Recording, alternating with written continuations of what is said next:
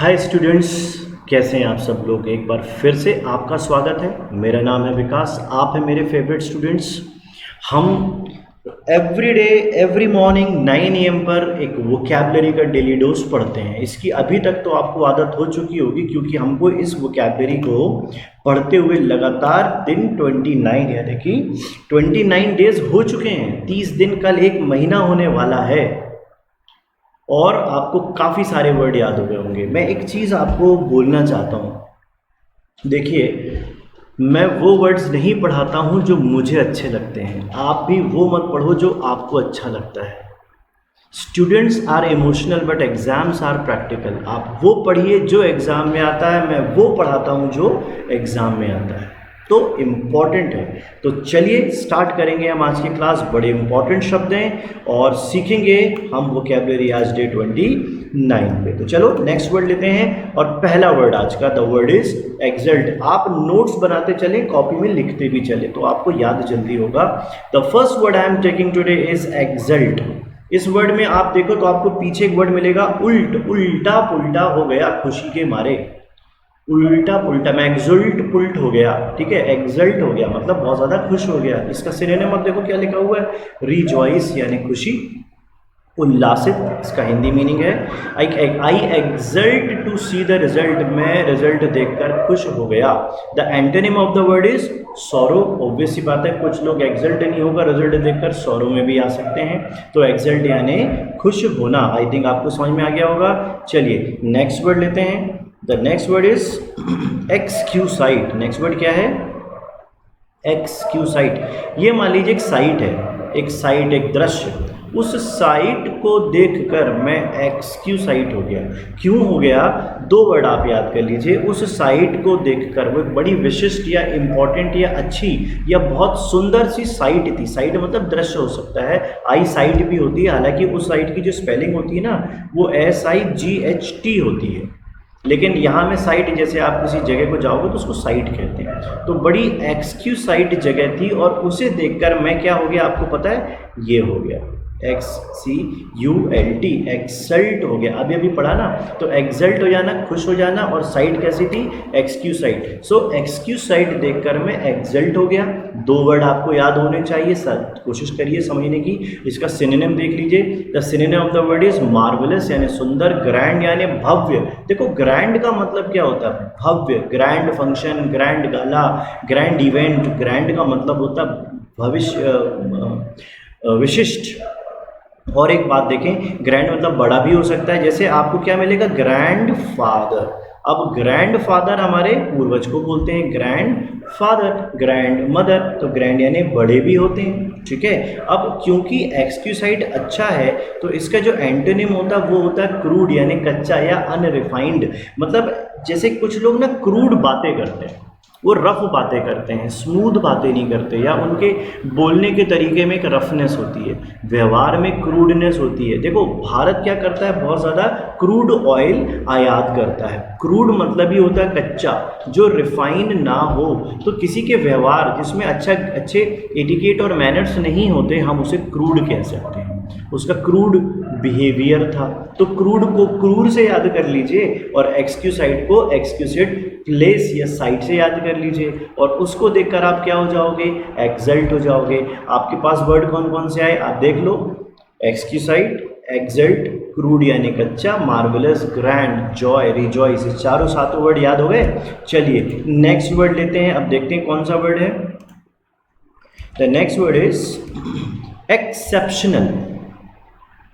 Grammar में तो हमने बहुत सारे रूल्स पढ़े हैं, एक्सेप्शनल केसेस हम पढ़ते ही रहते हैं। तो एक्सेप्शनल का मतलब क्या होता है? अपवाद। जो कुछ लोग एक्सेप्शनल ही होते हैं, हम उन्हें एक्सेप्ट ना कर पाएँ क्योंकि वो हमारे ग्रुप में अच्छे नहीं होते, तो हमने कहा यार इसको हम एक्सेप्ट नहीं कर सकते, ये एक्सेप्शनल केस है जो यूजुअल या नॉर्मल ना हो। इसको समझ लीजिए। इसका सिनोनिम क्या है? अनयूजुअल या रेयर। जबकि इसका एंटोनिम क्या होगा? यूजुअल या नॉर्मल। तो जो हम नॉर्मल हैं, लेकिन कुछ लोग एक्सेप्शनल होते हैं। ग्रामर के रूल नॉर्मल होते हैं, लेकिन कुछ रूल वो फिट नहीं होते।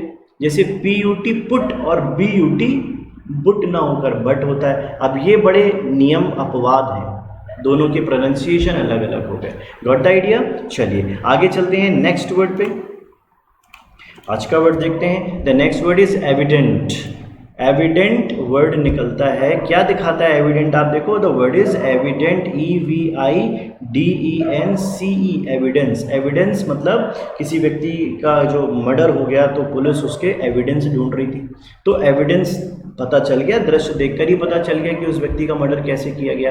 तो देखकर ही हमें जब कोई चीज़ स्पष्ट हो जाए तो हम एविडेंट कहते हैं। जो साफ साफ नज़र आए वो एविडेंट, या साफ नज़र आए तो अपीयर। अपीयर का मतलब भी दिखना, क्लियर, ऑब्वियस, साफ नज़र आने वाला। और इसका जो एंटीनिम होता है वो होता है अननोटिसेबल, जिसको कोई देख ना पाए। एविडेंट दिखता है तो अननोटिसेबल नहीं दिखता। सिंपल है, आई थिंक याद हो गया होगा।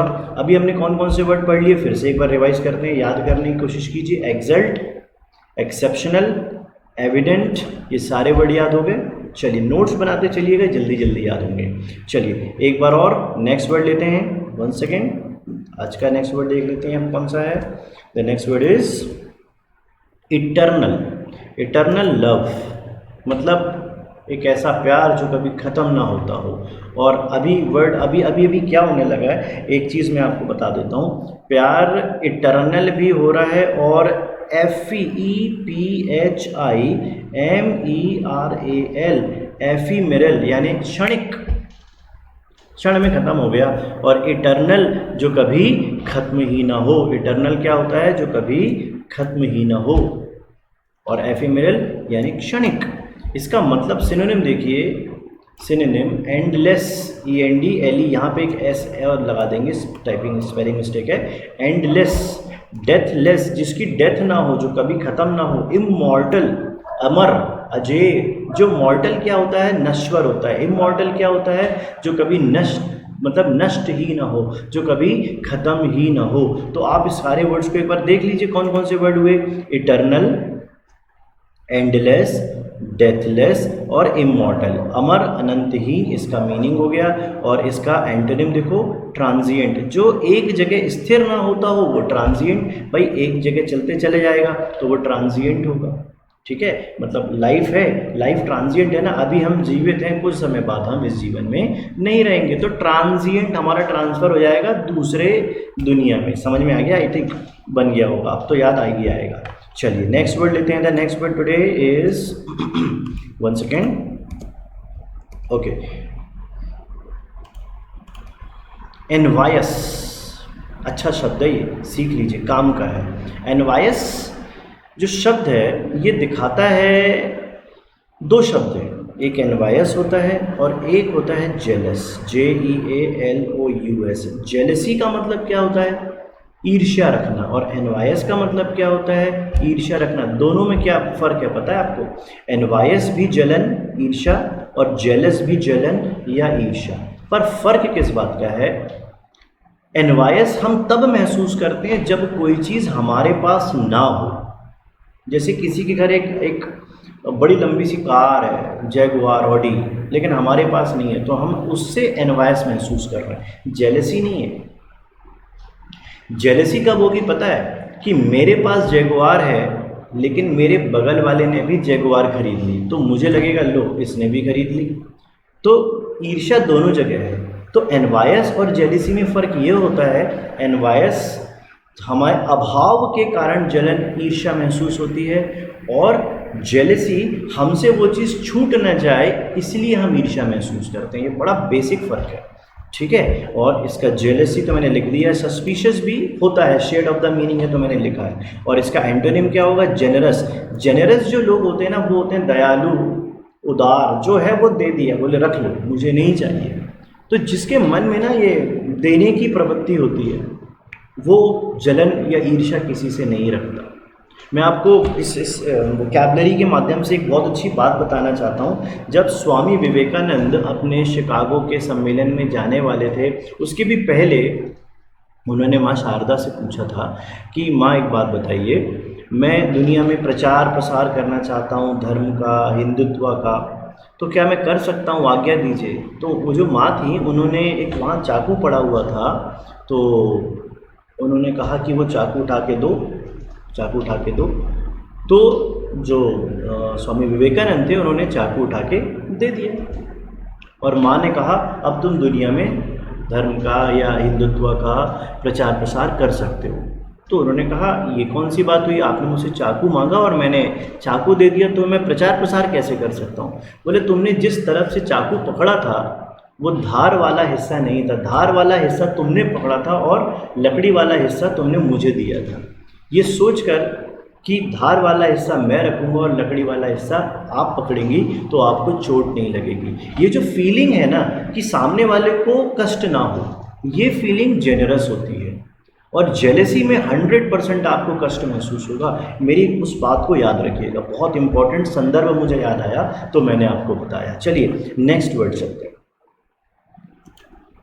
The next word is entrance. Okay, हमारे घर का जो प्रवेश द्वार होता है ये तो आप जानते हैं, एंट्रेंस, ठीक है। एंट्रेंस कहते हैं बेसिकली प्रवेश द्वार, गेट, डोरवे, गेटवे, डोर, ये सारे वर्ड दिखाते हैं एंट्रेंस को, द एंट्रेंस ऑफ एनीथिंग। एक चीज समझ लीजिए, यहाँ बीच में एक वर्ड मिलता है ट्रांस, TRANC। ट्रांस का मतलब होता है समाधि में चले जाना। जब आपका जो माइंड है ना वो एक दूसरी अलौकिक दुनिया में ट्रांसफर हो जाता है, एक इस दुनिया से दूसरी दुनिया में ट्रांसफर है, तो ट्रांस में चले जाना। योग जब आप करते हो तो आप पूरे माइंड को कंसंट्रेट कर लेते हो और आपके दिमाग में सिर्फ एक ही जो भी जिस चीज़ में आपने कंसंट्रेट किया है ना बस वही आता है। तो उस वक्त जब आपको कोई आवाज़ भी देना तो हो सकता है आपको सुनाई ना पड़ता हो।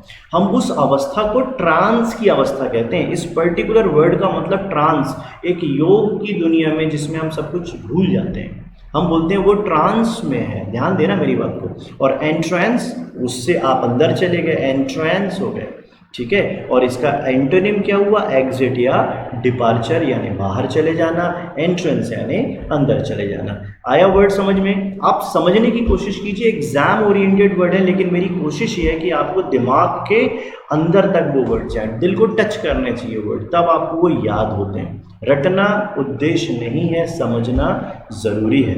आइए नेक्स्ट वर्ड लेते हैं।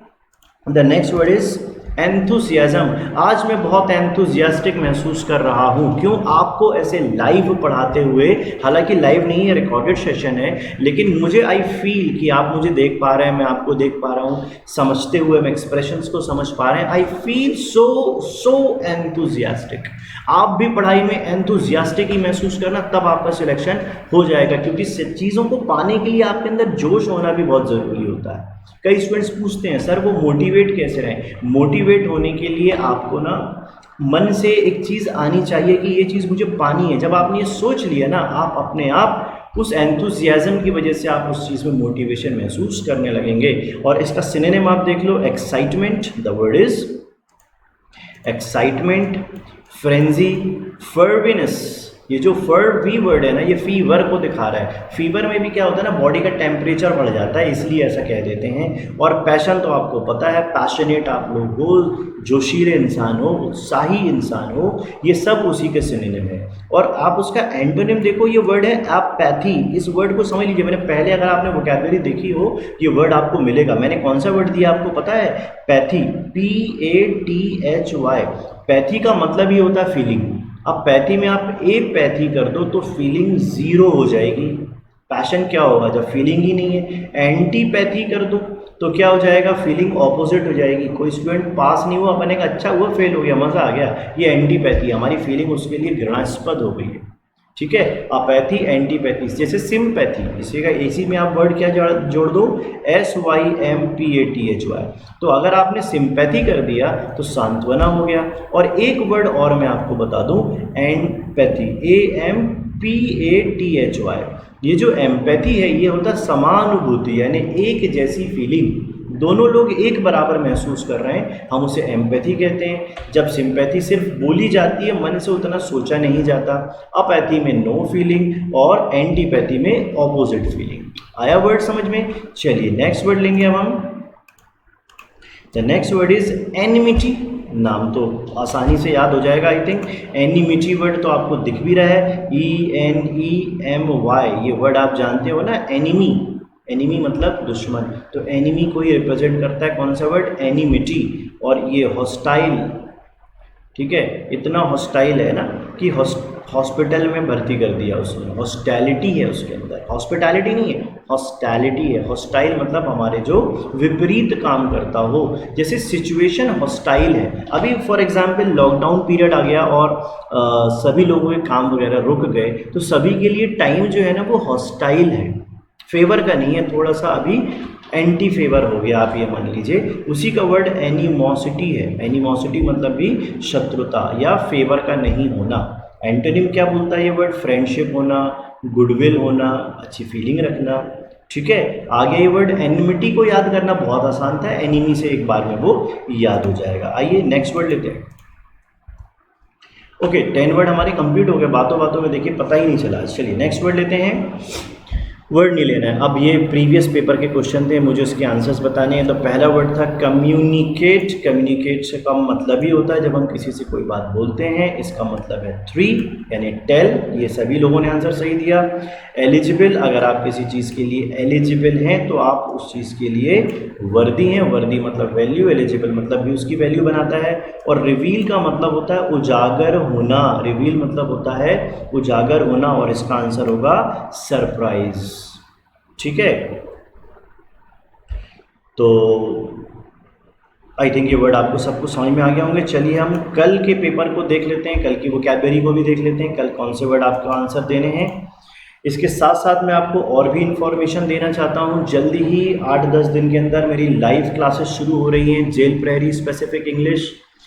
बहुत जल्दी हम MPSI के लिए इंग्लिश और हिंदी का एक टेस्ट मतलब ऑनलाइन पेपर लॉन्च करने वाले हैं, और मैं SSC के लिए टारगेटेड और MPSI के लिए टारगेटेड ऑनलाइन बैच स्टार्ट करने वाला हूं बहुत जल्दी। अभी आपको मैं 1-2 दिन डेमो क्लासेस भी उसके कंडक्ट करवा दूंगा, और जो भी लोग इंटरेस्टेड होंगे मैं उनको प्रोसीजर बता दूंगा एडमिशन कैसे लेना है। साथ ही साथ जो मेरे फ्री मतलब जो स्टूडेंट्स हैं जो मुझसे पहले से पढ़ रहे थे और लॉकडाउन की वजह से जिन जिन स्टूडेंट्स की पढ़ाई रुक गई है, उनके लिए कोई कॉस्ट नहीं होगी, उनको सिर्फ क्लास का सेशन अटेंड करना होगा। मैं आपका कहीं नुकसान नहीं होने दूंगा, आप बिल्कुल चिंता मत करिए।